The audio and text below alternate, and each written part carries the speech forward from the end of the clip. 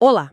Se eu te disser Clã Bruja, do universo de Vampiro à Máscara, o que vem à mente? Provavelmente um rebelde de jaqueta de couro, pavio curto, sempre pronto para quebrar alguma coisa em nome da anarquia, certo? É o estereótipo clássico. Mas a história original deles é completamente diferente. Eles eram os reis filósofos, os acadêmicos, os construtores de utopias. Exatamente. A grande tragédia bruja é essa queda. Eles criaram Cartago, a cidade dos sonhos, onde supostamente vampiros e mortais coexistiriam em harmonia. E depois tudo desmoronou. E de repente os filósofos viraram os hooligans da sociedade vampírica. A pergunta que nunca cala é: o que realmente aconteceu ali? E é exatamente essa a nossa investigação de hoje. As fontes que a gente tem em mãos contam uma história muito mais estranha do que a simples eles ficaram bravos porque a cidade deles foi destruída. Vamos mergulhar na origem da famosa Fúria Bruja. Será que foi mesmo uma maldição lançada pelo primeiro vampiro, Caim, como diz a lenda? Ou a verdade é algo bem mais infernal? E aí que a coisa fica boa. Porque no universo de vampiro, a verdade é um campo de batalha. Não existe um livro de história definitivo. Existem versões, propaganda, textos religiosos que entram em conflito. Nossa missão hoje é atuar como detetives e analisar as evidências peça por peça, para entender por que a história oficial talvez seja a maior mentira de todas. Ok, então vamos começar pelo suspeito número 1, Caim.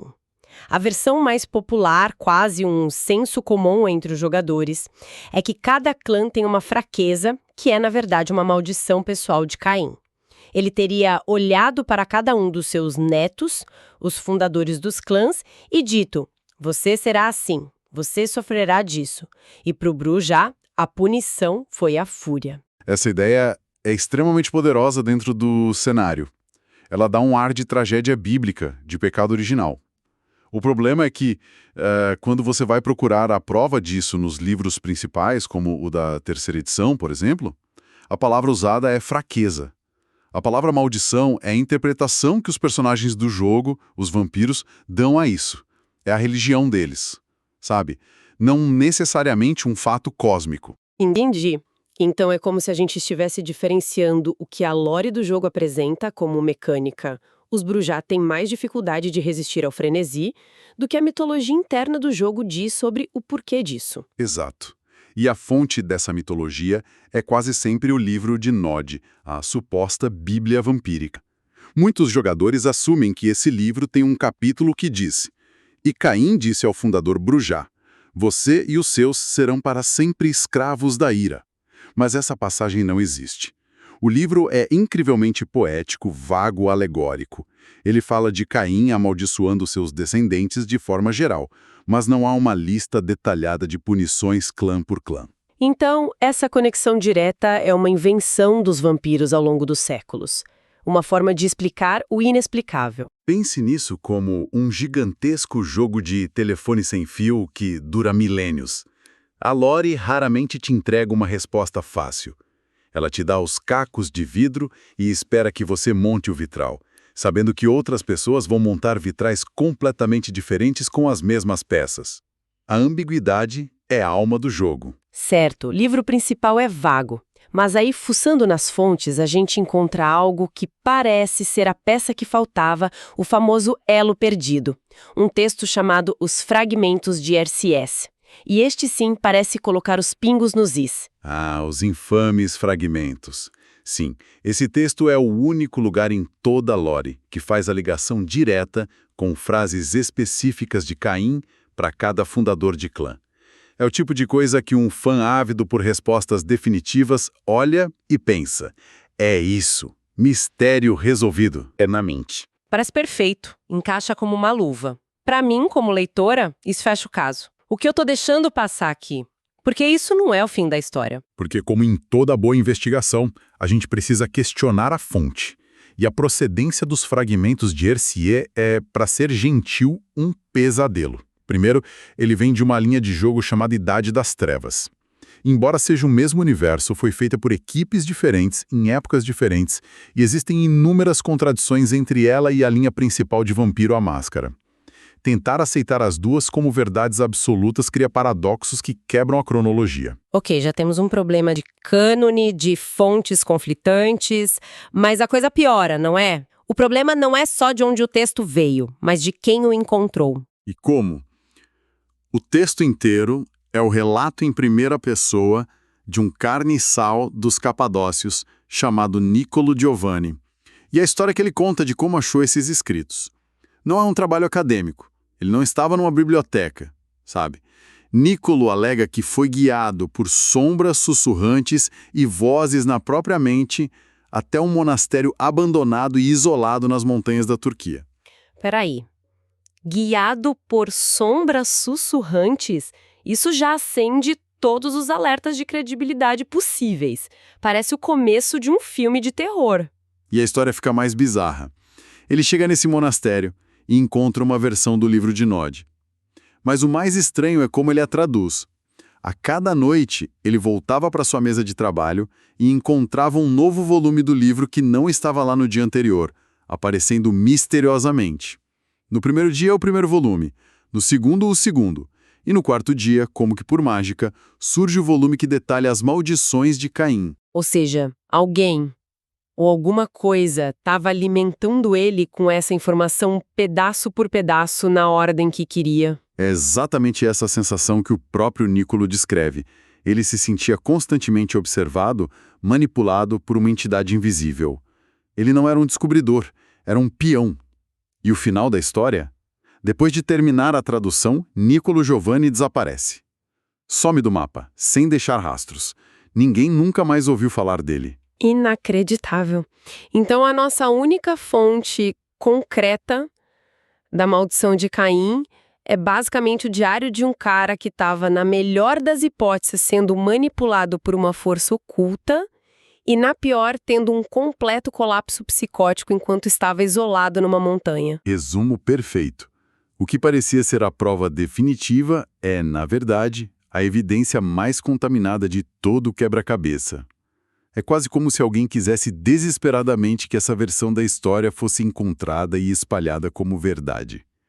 Uma campanha de desinformação milenar. Sabe o que é fascinante nisso tudo? O tipo de habilidade que a gente precisa ter para desemaranhar essa teia. Não dá para simplesmente aceitar o que está escrito na página. É preciso analisar o autor, o contexto, as possíveis motivações por trás do texto. É um exercício de pensamento crítico muito intenso. Sem dúvida. E eu acho que isso diz muito sobre o perfil de quem se aprofunda em universos assim como os de RPG. São sistemas de regras e narrativas interligadas, cheios de segredos e pontas soltas. Quem mergulha nisso geralmente é uma pessoa mais criativa, com raciocínio afiado e, claro, um forte envolvimento com a leitura. É gente que adora decifrar um bom enigma, que gosta de um desafio intelectual. É verdade. É um raciocínio quase investigativo. E pensando bem, essa habilidade de destrinchar sistemas complexos, de ler nas entrelinhas e conectar informações de fontes diferentes, isso me lembra muito outra arena, o tipo de dedicação e pensamento analítico que se usa para se preparar para grandes provas e concursos. Seja vestibular, concurso público, carreira militar, OAB ou residência médica. É uma excelente analogia. A disciplina para dominar um sistema, seja ele um conjunto de regras de um jogo ou o edital de uma prova, é muito parecida. Exatamente. Então, se essa descrição se encaixa, se a preparação para um desafio desses faz parte da rotina, a dica é direcionar essa energia. Se você é estudante e quer se preparar de verdade, entra agora em medcoub.com.br, baixe o app e aproveita o maior banco de questões do Brasil com provas anteriores de todas as instituições, questões comentadas, resumos práticos, aulas completas e flashcards prontos para revisar onde quiser. É a mesma lógica. Organizar a informação, testar o conhecimento e focar nos pontos-chave. Uma preparação estruturada é o que separa o sucesso do fracasso. Perfeito. E falando em desvendar um mistério, vamos voltar para o nosso. Já vimos que a teoria de Caim se baseia em textos, na melhor das hipóteses, duvidosos. Então, a pergunta de $1 milhão permanece. Se não foi Caim, o que de fato aconteceu com os Brujai em Cartago? Agora a gente entra no coração sombrio da história. Vamos aos fatos incontestáveis da lore. Antes de Cartago, os Bruja eram filósofos. Durante e após a queda de Cartago, eles se tornam universalmente suscetíveis à fúria. E a palavra-chave aqui é universalmente. Isso não afetou só os que lamentaram a queda da cidade. Afetou todo o clã, de todas as afiliações políticas em todos os cantos do mundo. Esse é um ponto importante. Se fosse só um trauma psicológico, uma espécie de estresse pós-traumático coletivo, a gente esperaria ver variações. Alguns superariam, outros lidariam de forma diferente. Mas a mudança foi na própria essência do sangue deles. Precisamente. Isso sugere que não foi uma reação. Foi uma alteração fundamental. Uma verdadeira maldição. E se não foi Caim, quem teria o poder e a motivação para amaldiçoar um clã inteiro? A teoria mais sombria e a mais bem fundamentada nas entrelinhas da lore aponta para os culpados de sempre, os Baali. Claro, na dúvida a culpa é dos infernalistas. Faz sentido, eles são a personificação da corrupção. Mas como eles teriam feito isso? Um ataque direto a um clã fundador parece suicídio? E não foi um ataque direto. Foi muito mais sutil, uma obra de sedução e engenharia social demoníaca. O contexto é a chave. Cartago não era um paraíso puro quando os Bruja chegaram. A religião dominante entre os mortais da região era o baalismo, uma fé que já flertava com rituais sombrios e sacrifícios de sangue. O terreno já era fértil para a corrupção. A Cidade dos Sonhos foi construída sobre um alicerce podre. Exatamente. E o líder dos Baali na cidade, um Matusalém assustadoramente poderoso chamado Moloch, viu nos Bruja a oportunidade perfeita. Ele não os combateu. Ele se aproximou da líder dos Bruja, a própria fundadora do clã, Troiel, e a seduziu. Não romanticamente, mas filosoficamente.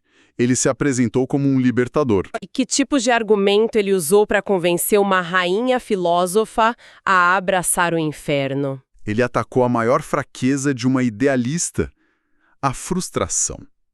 Ele teria dito coisas como: você luta tanto para conter a besta, para impor ordem e razão a uma natureza que é puro caos. Por quê? Por que lutar contra si mesma? O frenesi não é uma falha, Troela. É a sua verdade. É a liberdade pura, sem o peso da moralidade, sem a culpa. Abrace a sua fúria e você será verdadeiramente poderosa. Ele vendeu o vício como virtude. Transformou a besta de uma jaula a ser temida em uma arma a ser empunhada. E aqui entra a regra metafísica que torna tudo possível. Uma das leis do universo de Vampiro diz que um clã inteiro não pode ser amaldiçoado por uma força externa, a menos que seu progenitor, seu fundador, aceite a maldição de bom grado. E foi o que Troile fez. Ao aceitar a filosofia de Moloch, ao abraçar o frenesi como uma dádiva e não como uma falha, ela, a matriarca do clã, essencialmente abriu a porta e disse: pode entrar. Ela deu consentimento. E naquele momento, a corrupção infernal dos Baali se ancorou no sangue dela e, através dela, se espalhou como um vírus por toda a sua linhagem para cada bruja que existia e que viria a existir. A propensão ao frenesi não foi uma reação à destruição de Cartago. Foi uma arma biológica espiritual implantada pelos Baali durante a Era de Ouro da cidade. Isso muda completamente a perspectiva. A fúria não é a causa da queda de Cartago. É um dos sintomas da podridão que já estava lá dentro. Os outros clãs, especialmente os Ventrue-humanos, olharam para a cidade, viram a decadência, os rituais, a fúria descontrolada e usaram isso como justificativa para destruir tudo. Precisamente. Quando Cartago finalmente caiu e os bruxas sobreviventes se espalharam, o resto do mundo vampírico só viu o resultado final. Viram um clã de sábios que, do nada, viram um bando de bárbaros raivosos. Eles ligaram os pontos da forma mais óbvia e errada possível. A cidade caiu, por isso eles ficaram furiosos. A lenda nasceu de uma interpretação superficial dos fatos, enquanto a verdade, a conspiração dos Baali, permaneceu oculta nas sombras. Uau! Que reviravolta! A gente começou com uma pergunta que parecia simples. Por que os bruxas são tão bravos? E terminamos com uma conspiração milenar envolvendo textos falsificados, narradores enlouquecidos e a corrupção espiritual de um clã inteiro por uma seita infernal. Fica claro que a verdade nesse universo não é algo que se descobre, é algo que se constrói, geralmente com propaganda e com o sangue dos perdedores. E essa é a grande lição aqui, não é? A importância vital de sempre questionar a origem da informação. Quem escreveu isso? Para quem? Com que intenção?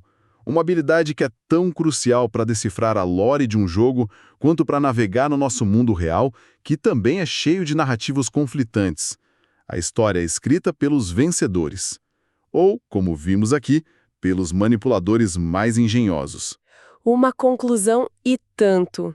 É um lembrete de que, às vezes, a resposta mais fácil e popular é só a ponta do iceberg. E para deixar um último pensamento no ar, as fontes mencionam que outro clã, os Ventrue, não vê sua fraqueza a necessidade de se alimentar de um tipo específico de sangue como uma maldição. Eles a chamam de gosto adquirido, um sinal de refinamento. Se a maldição Brujah foi na verdade uma filosofia monstruosa implantada pelos Baali e aceita por sua líder, isso me faz pensar, quantas outras fraquezas de clãs são apenas histórias que eles contam para si mesmos para dar sentido ao seu sofrimento, e o que significa para a identidade de um grupo inteiro se a sua característica mais definidora for na verdade baseada em uma grande e terrível mentira.